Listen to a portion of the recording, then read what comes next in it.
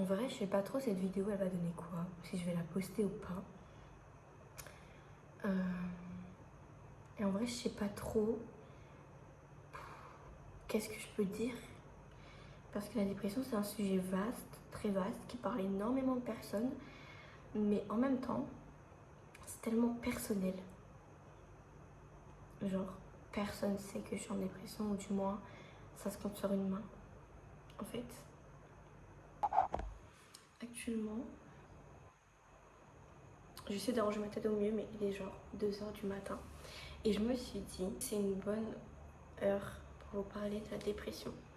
Parce que c'est vrai que j'ai vécu avec la dépression pendant genre des années. Et c'est vrai que quand on est dans la dépression, ça nous quitte jamais vraiment. On apprend à vivre avec. Il y a des moments ça va, d'autres moins. Et ouais, on n'en guérit pas de la dépression en fait. C'est une maladie, c'est vrai, mais il n'y a pas de remède miracle à la dépression. Voilà. C'est un fait, pour ma part, pour d'autres personnes aussi. Quand on parle de dépression, souvent les gens nous rigolent au nez, clairement, en nous disant c'est qu'une petite déprime, ça va passer, tout le monde est triste, c'est pas si horrible. Alors que si, quand t'es en dépression, toutes les petites choses du quotidien, tu les fais plus. Que ça soit te brosser les dents, que ça soit prendre un bain, que ça soit manger, tu fais plus rien, tu discutes plus avec personne. Moi, quand j'étais en dépression, pendant genre au moins une semaine, au moins, je me levais pas de mon lit. Je me tordais de douleur. Pour aller aux toilettes, je me tordais de douleur parce que j'attendais le dernier moment pour y aller en fait. Quand mon corps me disait eh oh, bouge-toi parce que là c'est trop. Je mourais clairement dans mon lit. Et peu de gens le comprenaient. On me disait mais t'en fais des tonnes en fait. Il suffit d'un peu de volonté, mais quand t'es en dépression, tu peux prendre toute la volonté du monde entier, la regrouper en toi. Tu sortiras pas de ton lit quand même parce que il faut plus que ça en fait. Il faut beaucoup plus que ça. Donc ouais, des choses genre ranger ma chambre, peu de gens comprenaient que je le faisais pas. Peu de gens comprenaient pourquoi, parce que aussi j'en parlais pas. Une autre facette de la dépression, parce qu'il y en a 10 000 des facettes de la dépression, c'est qu'on fait comme si tout va bien. Même quand au fond de nous, on a envie de mourir, on a envie de trouver le premier pont et de sauter. On est là, tout va bien. Les gens qui vont regarder cette vidéo et qui me connaissent, bah, ils vont sûrement se dire mais à quel moment elle est en dépression celle-là? Pas du tout, mais si, pendant j'ai vécu avec la dépression, ça fait au moins 6 ans, hein. En vrai ça fait au moins 6 ans, donc je sais de quoi je parle. Et ouais, quand t'es en dépression t'essaies de le cacher au maximum, sauf que des fois ça se voit. À un moment donné ça se voit que tu vas mal quand par exemple t'essaies de mettre fin à ta vie, ce qui m'est déjà arrivé plusieurs fois. Mais ma famille, par exemple, elle n'a jamais vraiment su que j'étais en dépression. Seulement quand je suis passée à l'acte, en fait, ils l'ont su.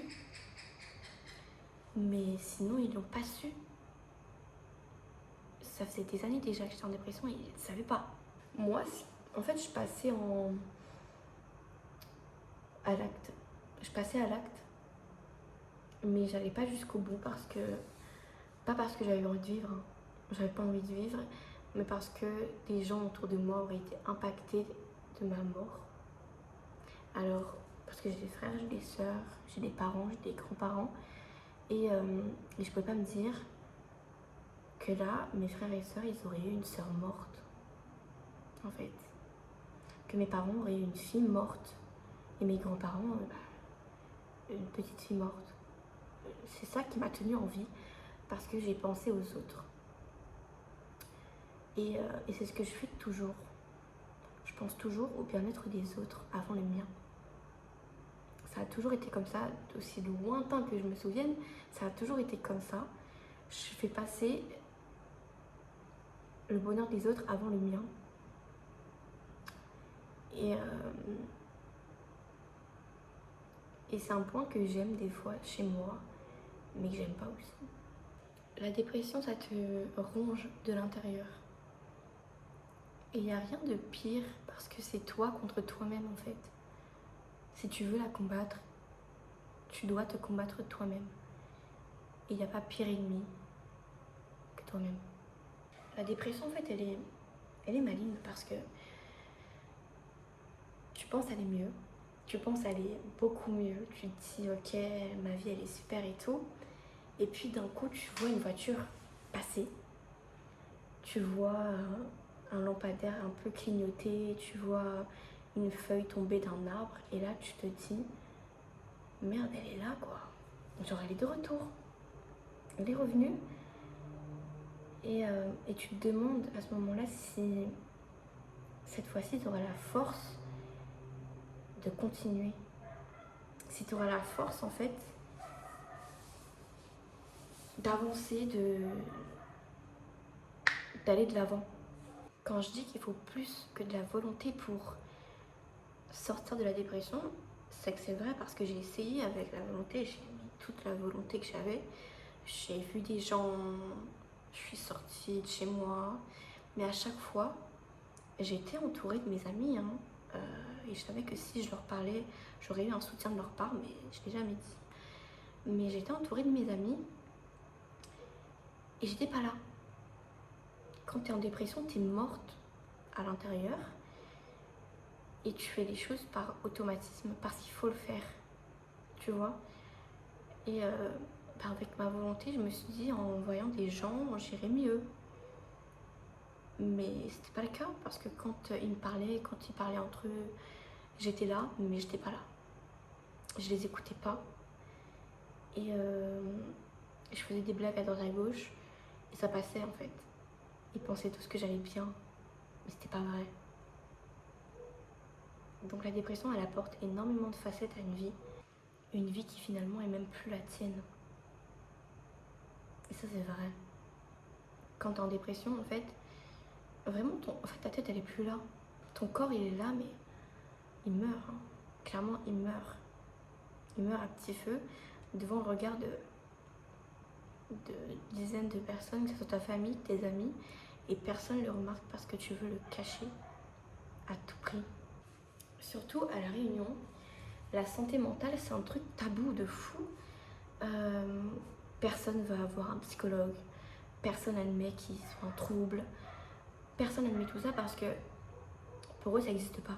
Juste t'es triste, t'es heureuse, t'es en colère, mais t'es pas mal à ce point. Et quand j'allais mal, c'est vrai que des membres de ma famille me disaient souvent tout va bien dans ta vie.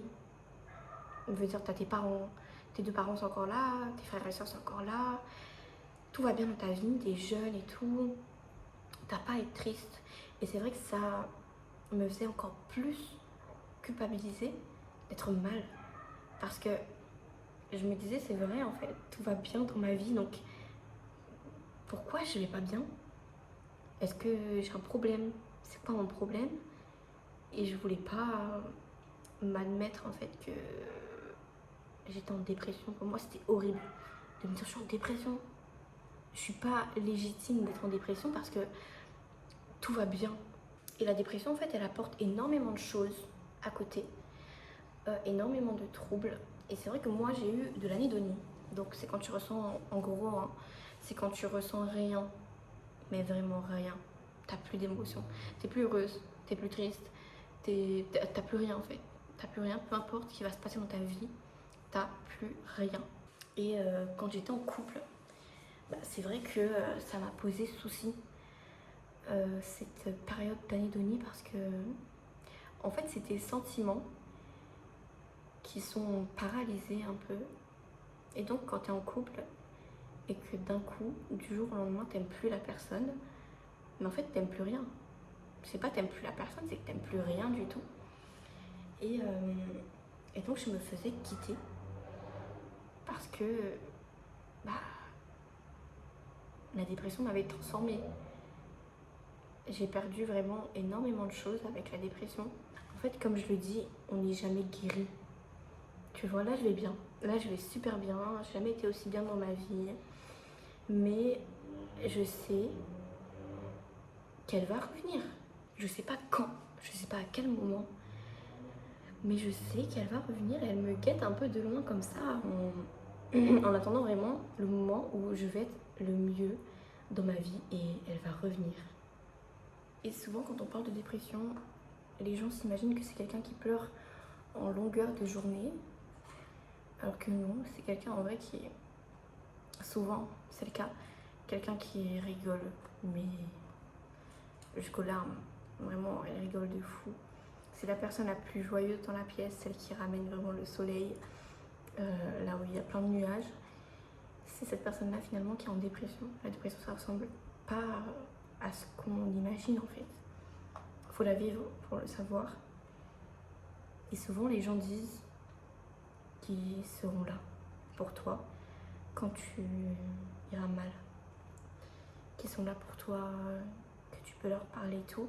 Mais quand ils voient vraiment à quel point c'est dur à vivre, ils t'abandonnent mais très facilement. Et c'est compréhensible en vrai.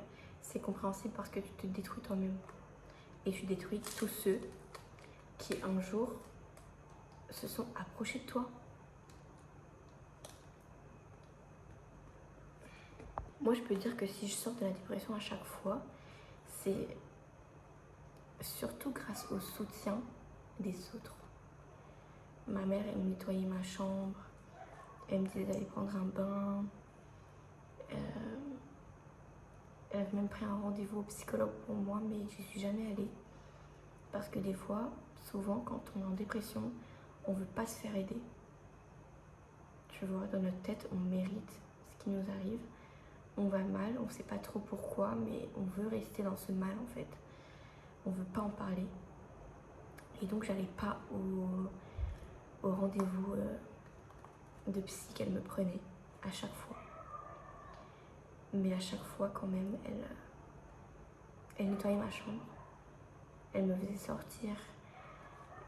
Elle essayait vraiment de me garder en vie en fait.